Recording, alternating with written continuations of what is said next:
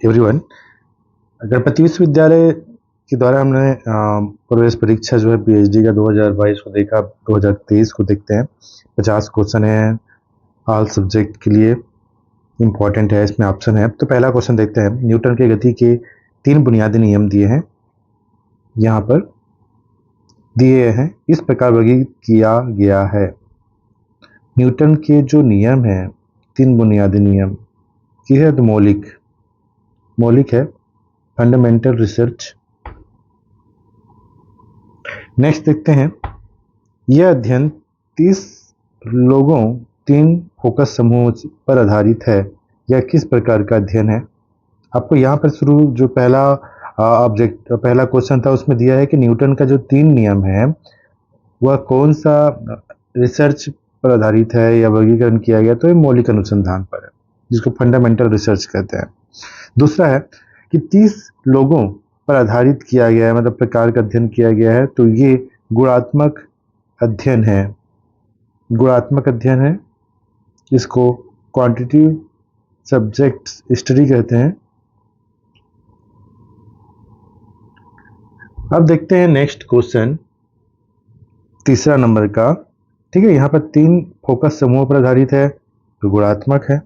निम्नलिखित में से किस शोध प्रकार का उद्देश्य यह स्पष्ट करना है कि कोई विशेष घटना या स्थिति क्यों घटित होती है ना? प्रकार का उद्देश्य यह स्पष्ट करना है कि कोई विशेष घटना या स्थिति क्यों घटित होती है। इसका आंसर है ए, विश्लेषणात्मक अनुसंधान। तो यहाँ पर कोई विशेष घटना की बात कर रहा है, विशेष की बात कर रहा है, तो विश्लेषणात्मक अनुसंधान आएगा इसका आंसर। निम्नलिखित में से कौन सा अनुसंधान प्रकार अवलोकन या प्रयोग के माध्यम से डेटा एकत्र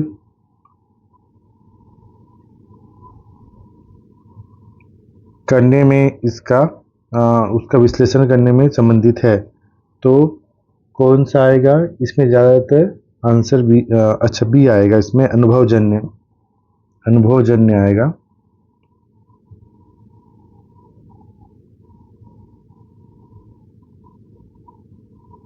ठीक है, एम्पिरिकल रिसर्च आएगा इसमें, चौथा नंबर का आएगा अनुभवजन्य अनुसंधान। ठीक है, इसमें आएगा अनुभवजन्य अनुसंधान आएगा। नेक्स्ट देखते हैं, पांचवा आगमनात्मक सिद्धांत वह है, क्या है?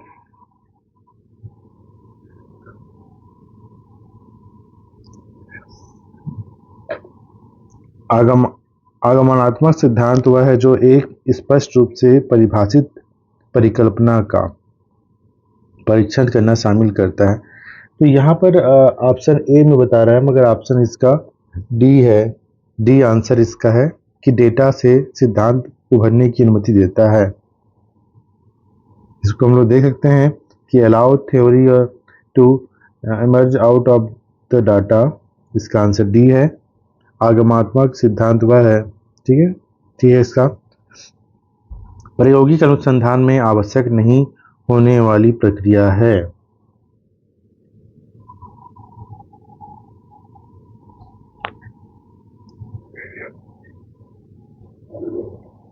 इसमें प्रायोगिक अनुसंधान में आवश्यक नहीं होने वाली प्रक्रिया क्या है? तो इसका आंसर आएगा सी, सामग्री विश्लेषण, कंटेंट एनालिसिस। प्रायोगिक अनुसंधान में आवश्यक नहीं होने वाली प्रक्रिया, तो ये आवश्यक नहीं होती है इसमें, जबकि अवलोकन, नियंत्रण और मैनिपुलेशन जरूरी है। ठीक है, ये सही है, मगर ये सामग्री विश्लेषण क्यों नहीं, वो नहीं आएगा। नेक्स्ट देते हैं, समय के साथ व्यवहार में क्रमिक परिवर्तन दिखाने के लिए इनमें से कौन सा सबसे अधिक मूल्यवान होना चाहिए?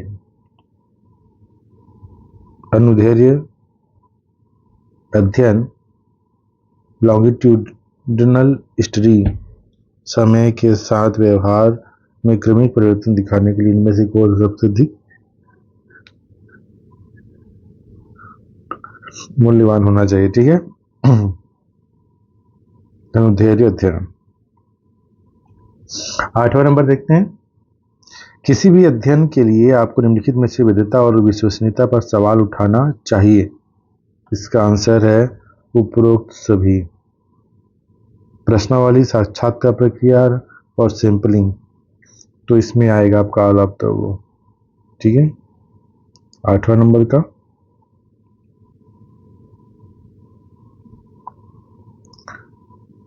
नेक्स्ट देखते हैं कि समस्या को परिभाषित करने की कार्यवाही के संभावित तरीकों की पहचान करने के लिए किया गया है। समस्या की समस्या की बात कर रहा है तो परिभाषित करने की कार्यवाही संभावित तरीकों को पहचान मतलब नया खोज करने की बात कर रहा है, पहचान।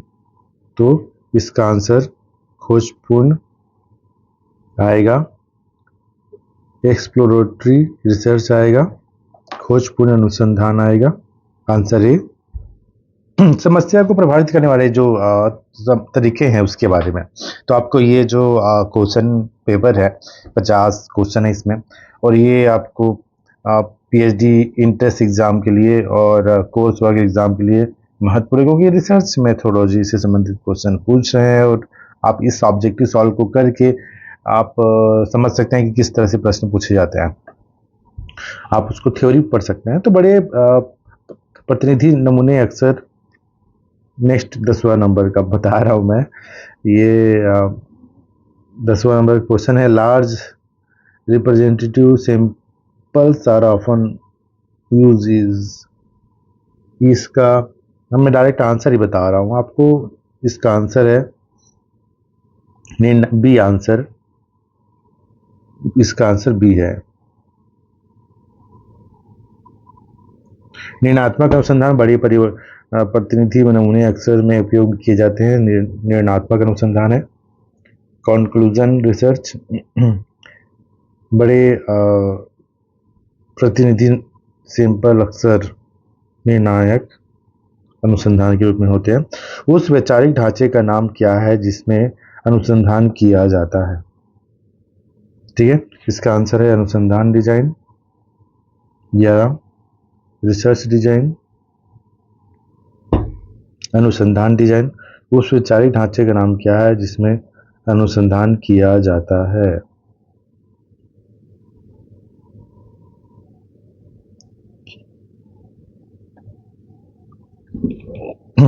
अनुसंधान डिजाइन है इसका। ढांचे का नाम क्या है जिसमें अनुसंधान किया जाता है?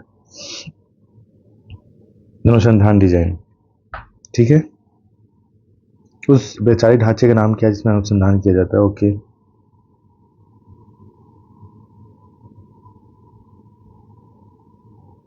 शोध को आगे बढ़ाने से पहले क्या आवश्यक है? 12 नंबर का क्वेश्चन इसका है बी। शोध प्रश्न तैयार करना। शोध को आगे बढ़ाने से पहले क्या आवश्यक है? तो शोध प्रश्न तैयार करना। What are the required period of the proceeding in the research, तो इसका है फॉर्मुलेशन। तो शोध प्रश्न तैयार करना, शोध को आगे बढ़ाने से पहले क्या आवश्यक है? तो शोध प्रश्न को आप रिसर्च जो भी आगे बढ़ाओगे तो उसके लिए आपको शोध मतलब रिसर्च क्वेश्चन जरूरी है, फॉर्मुलेशन तैयार करना, उसका मतलब तैयार करना। नेक्स्ट देखते हैं, निम्नलिखित में से कौन सा, क्या चलिए इसमें देखते हैं हम। ठीक है, 13 नंबर का क्वेश्चन है, which of the following refer to gap of knowledge और a real world issue that researchers seek investigate. Research problem. निम्नलिखित कौन सा में अंतराल या वास्तविक दुनिया के मुद्दे को संदर्भित करता है जिसकी जांच एक शोधकर्ता करना चाहता है? हाँ, कुछ शोधकर्ता मतलब जो रिसर्चर है क्या चीज करता है अपने थीसिस में? कोई एक समस्या का ही समाधान करता है। समस्या रहता है कुछ, शोध समस्या। किस नेक्स्ट देखते हैं, इसका आंसर ये था। 14 नंबर देखते हैं, किस प्रकार के शोध डिजाइन में किसी भी चर को हेर फेर किए बिना किसी घटना का अवलोकन और वर्णन शामिल होता है? ए, वर्णात्मक। किस प्रकार के शोध डिजाइन में किसी भी चर को हेर फेर किए बिना किसी घटना का अवलोकन और वर्णन शामिल होता है? वर्णात्मक, ठीक है, डिस्क्रिप्टिव वर्णात्मक है इसका आंसर। निम्नलिखित में कौन सी विशेषता एक सुपरिभाषित शोध समस्या की नहीं है? यह है डी, इसका एक पूर्व निर्धारित समाधान है, ठीक है, इसका आंसर है। निम्नलिखित में से कौन सा सही है? इसका 16 नंबर का क्वेश्चन आंसर है, इसमें सी है, वे उत्तरदाता को सहज अप्रत्याशित उत्तर देने से रोकते हैं। इनमें कौन सा सही है? बंद प्रश्नों का उपयोग करने का क्या लाभ है? ठीक है, ठीक है, तो ये है आपका बंद प्रश्न का उपयोग बता रहा है, प्रश्नावली में जो बंद प्रकार है ना उसका बता रहा है, ठीक है। तो इसका आंसर था तो ये सी आंसर है, वे उत्तरदाता को सहज है, इसका आंसर ये है।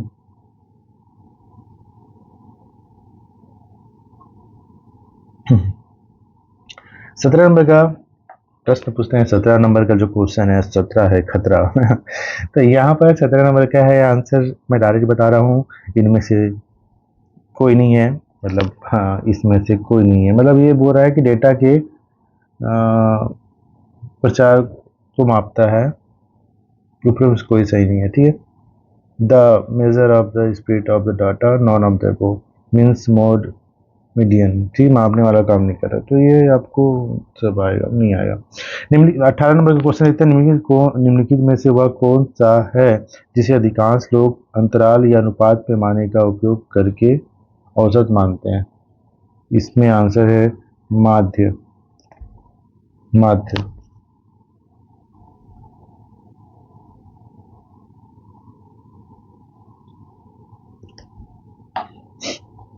माध्य इसका निम्नलिखित कौन सा औसत माध्य? औसत है माध्य माध्य माध्य माध्य। बंद प्रश्न वे होते हैं जिनमें क्या होता है? संभावित उत्तरों की एक निश्चित सीमा होती है, ठीक, संभावित एक निश्चित सीमा होती है। Have a fixed range of the possible answer, संभावित उत्तरों की एक निश्चित सीमा होती है, ठीक है।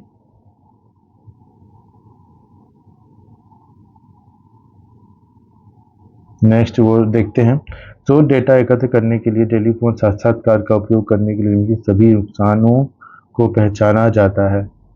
इसका आंसर है डी डी डी डी, ठीक है। साक्षात्कार के प्रति कोई पक्षपात नहीं है ना, तो इसका आंसर है सोडोटा। 21 नंबर देखते हैं, 21 का देखते हैं। विच of the following not on the board category of the experimental design? निम्नलिखित में से कौन सा प्रयोगात्मक डिजाइन के है नहीं है, मतलब उसका विशेषता नहीं है, तो इसमें ये सभी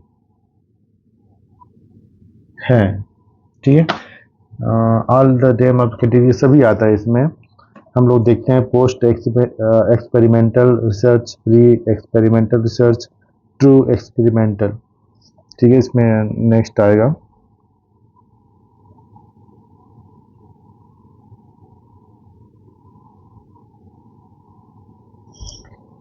चर वे चर हैं जिनमें शोधकर्ता द्वारा हेरफेर किया जाता है और जिनके प्रभावों को मापा और तुलना की जाती है। इसमें सी आएगा, बाहरी, बाहरी आएगा सी। माप के प्राथमिकी पैमाने में से अनुपात पैमाना,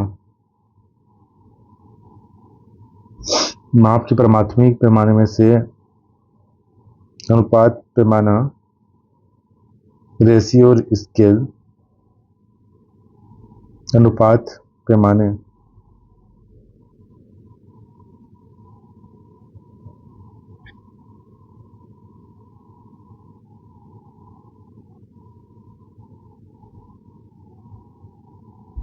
सभी पुरुषों को एक और सभी महिलाओं को दो प्रदान करना निम्नलिखित में से किस प्राथमिक मापन पैमाने का उदाहरण है? 24 सी, नामांतरण पैमाने, ठीक है, नॉमिनल स्केल आएगा इसका आंसर,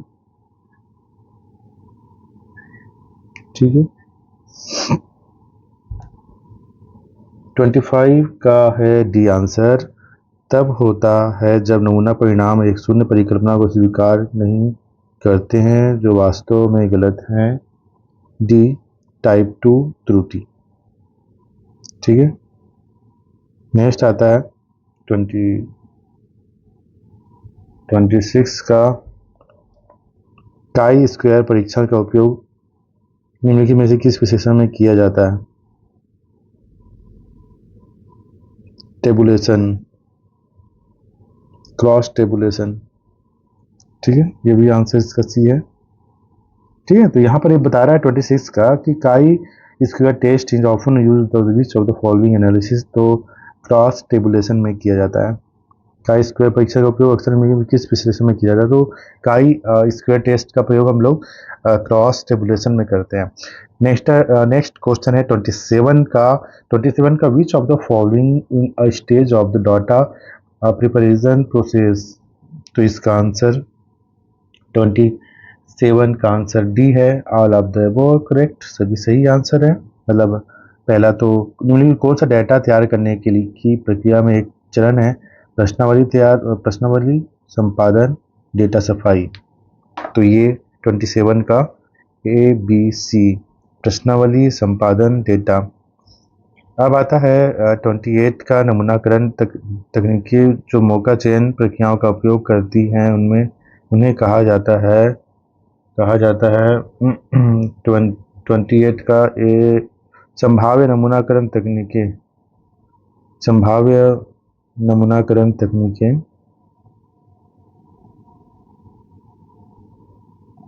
प्रोबेबिलिटी सैंपलिंग टेक्निक,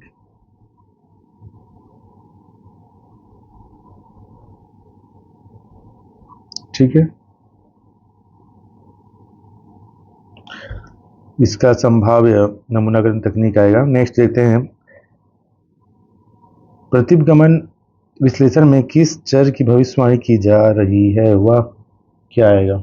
29 का बी आंसर इसका, आश्रित चर आएगा प्रतिगमन विश्लेषण, ठीक है। प्रतिगमन विश्लेषण में जिस चर की भविष्यवाणी की जा रही है वह आश्रित चर कहलाएगा। इसको देखते हैं, the regressing analysis the variable that is being predicated is the depend variable, इसका आंसर है आश्रित चर प्रतिगमन विश्लेषण, ठीक है।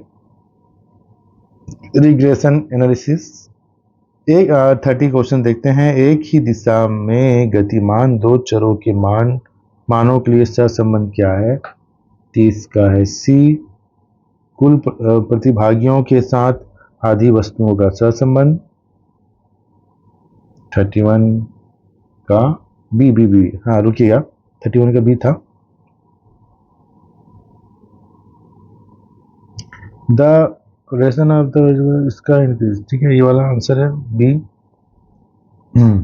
विश्वसनीय है, सभी संभावित विभाजित आधा विश्व, तो ये आपको जो आंसर बता रहे हैं ना, आंसर की का है, तो 33 का है, आधा तो इसका इंग्लिश जो वर्जन है थोड़ा सा फ्रंट थोड़ा सा दिक्कत आ रहा है, ठीक है। इंग्लिश, क्योंकि इंग्लिश में ही मटेरियल था उसको मैंने हिंदी में कन्वर्ट। 32 का क्वेश्चन का आंसर तो डी था, इसका आंसर हम लोग डी देख चुके हैं, ए और C. Snowball sampling can help the researcher to, विचलित छिपी हुई पहुंच, चलिए हो गया। मानक त्रुटि एक सांख्यिकी माप है, नमूना माध्य जनसंख्या माध्य से किस हद तक भिन्न होने की संभावना है, ठीक है, इसका आंसर बी था, 33 का बी। हम देख सकते हैं, the extent to which sample mean is likely to differ from the population means, इसका आंसर बी है।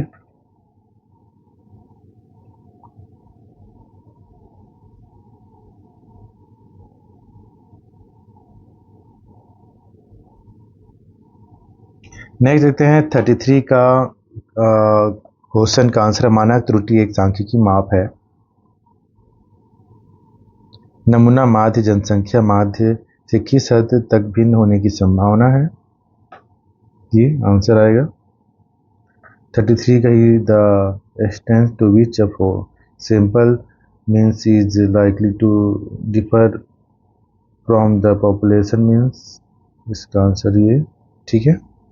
निम्न में कौन सा गैर संभाव्यता नमूनाकरण का प्रकार नहीं है? इसका आंसर है डी, नमूनाकरण। चलिए 34 का है the which of the following is not a type of non probability sample. सतत स्तरीय यादृच्छिक नमूनाकरण, ठीक है, ये हो गया। 35 का नमूना फॉर्म है, नमूना है 35 का। किसी जनसंख्या की सभी इकाइयों की सूची जिसमें से नमूना चुना जाएगा। A list of all the unit is the population from which a sample will be selected। ठीक है, इसका आंसर है।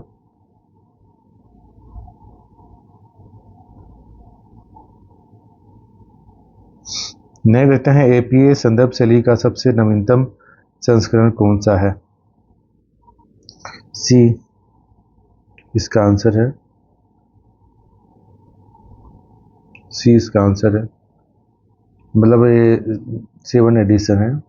एपीए स्टाइल रेफरेंस बहुत अच्छा है। एपीए संदर्भ शैली का सबसे नवीनतम संस्करण कौन सा है? एपीए स्टाइल 7th एडिशन, ठीक है।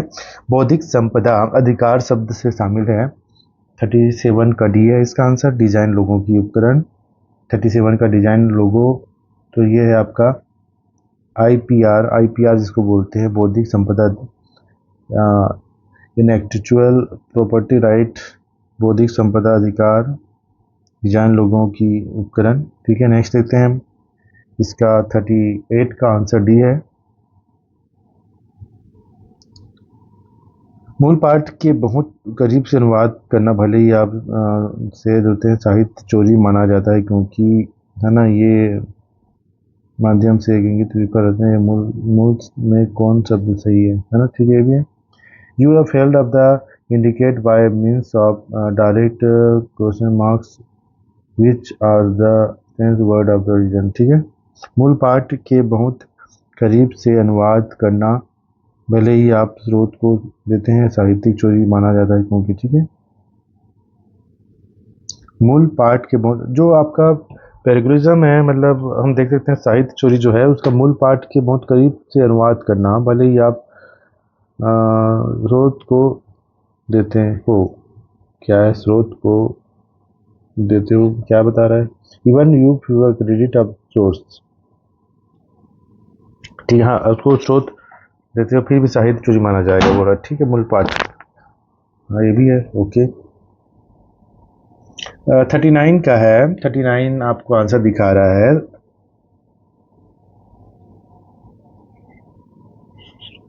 आप साहित्यिक चोरी के दोषी हैं।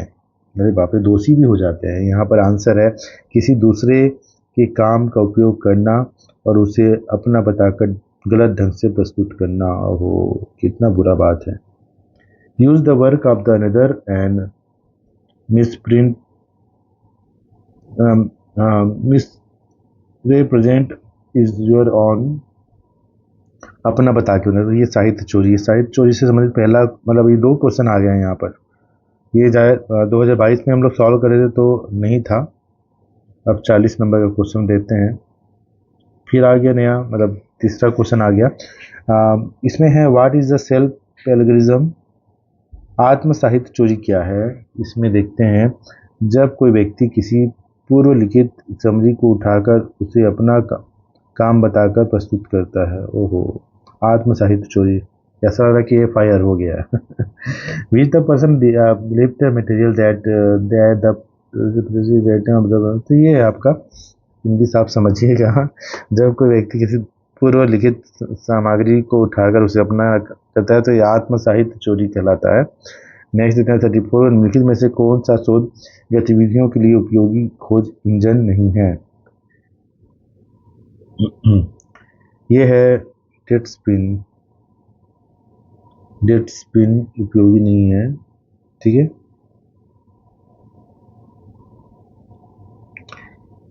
42, ठीक है, 42 का आंसर। अनुसंधान में आईसीटी का अनुप्रयोग निम्नलिखित में से किस कारण से सबसे अधिक उपयोगी है? सी, इसका अनुसंधान डेटा की पहुंच का दायरा बढ़ाने के लिए। इसका आंसर सी है, बढ़ाने के लिए, अनुसंधान डेटा की पहुंच का दायरा बढ़ाने के लिए।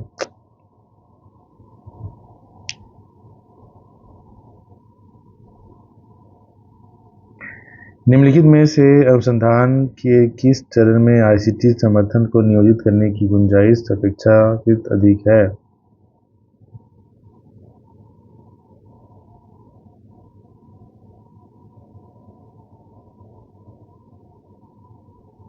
ए, इसका कारण ए है परिकल्पना, नहीं परिकल्पना नहीं है, इसका कारण समस्या निर्माण है। 43 का the scope are employ ICT support other more this the following stage of research problem formulation, ठीक है, इसका आंसर ये है। नेक्स्ट देखते हैं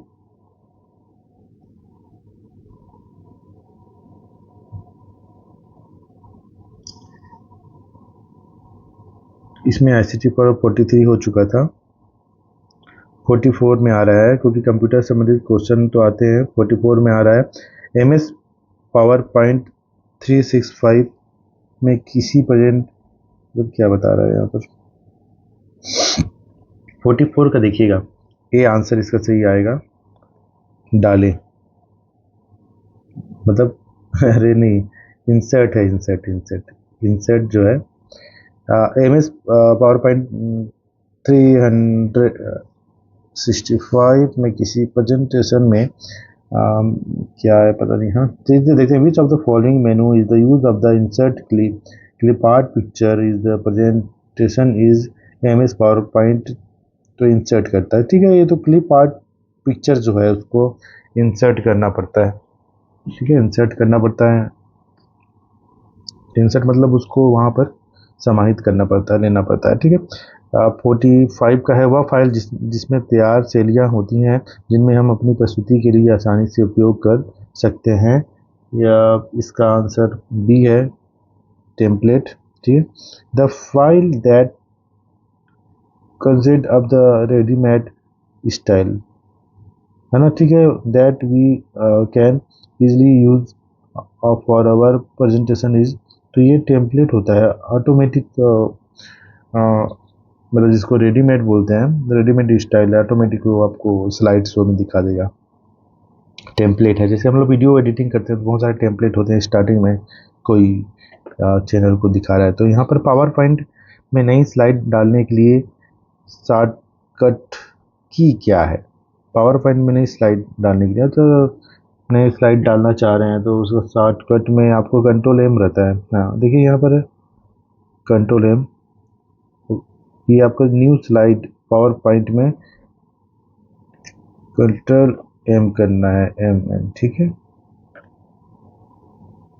नेक्स्ट देखते हैं क्वेश्चन 47, माइक्रोसॉफ्ट एक्सेल में एल फंक्शन निम्नलिखित में किस श्रेणी से संबंधित है? ठीक है, पाठ मतलब लेसन से।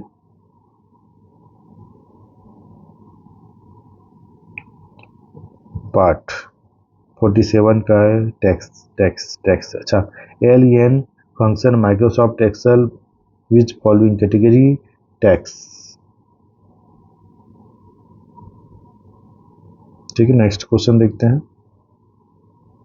शोध गंगा एक भारतीय थीसिस रिपॉजिटरी है जहां हम कई तरह के शोध थीसिस खोज और डाउनलोड कर सकते हैं, या इनमें से किस संस्था के तहत संचालित होता है? 48 का देखते हैं बी आंसर।